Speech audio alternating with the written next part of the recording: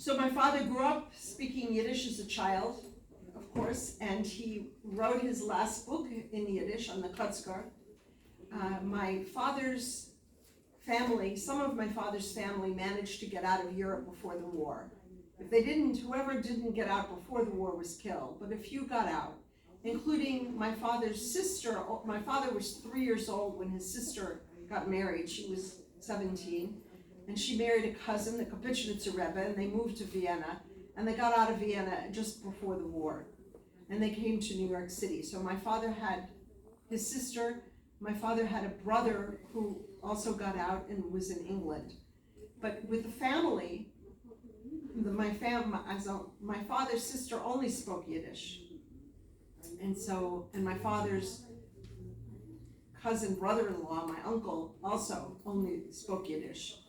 So certainly when we were family, it was only Yiddish.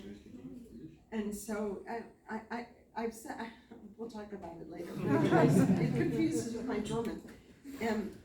But and I have to say, it's really a remarkable thing that my father wrote books in 4 languages. Not many people.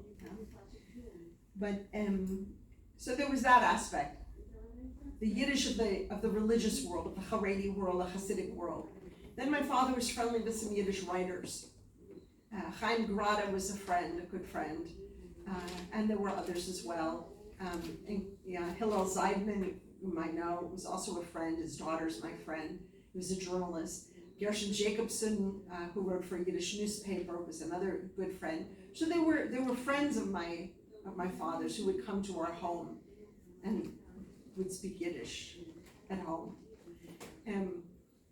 In terms of a decline, yes, my father was concerned about the way that Hebrew was becoming more important than Yiddish, and he felt that Yiddish was nonetheless an extremely important language, which is why he wrote about the Kutzker in Yiddish, because there are some things you can only say in Yiddish.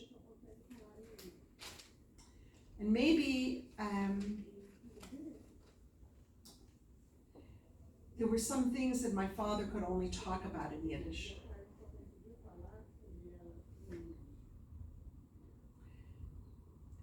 Just as I think is true for everybody, there's some things when you speak more than one language, there's some ideas, some words, some things you only feel you can say in that language and not in the other. My father never used the word Holocaust like that, or Shoah. He talked about what happened during the war. And he didn't address it directly very often, only occasionally. And when he did, it was in Yiddish. So you can, of course, we can ask ourselves, why did he choose this language versus that language for certain books, certain ideas? After the war, my father never again wrote in German and would never go to Germany, even though he was invited. Yeah. Did he write poetry in English? No. Only in Yiddish? And that was when he was actually in Vilna with a group of Yiddish poets, the Young Vilna group. Chaim Grada, Sutzkever, a few others were there.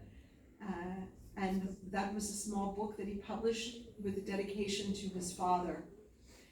And he was often very, he felt shy about those poems.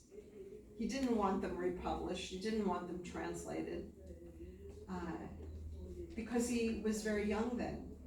And I think it's common to many of us when we look back at something we wrote when we were very young. Yes. He was, we often feel a little embarrassed. I wrote that, I was 19.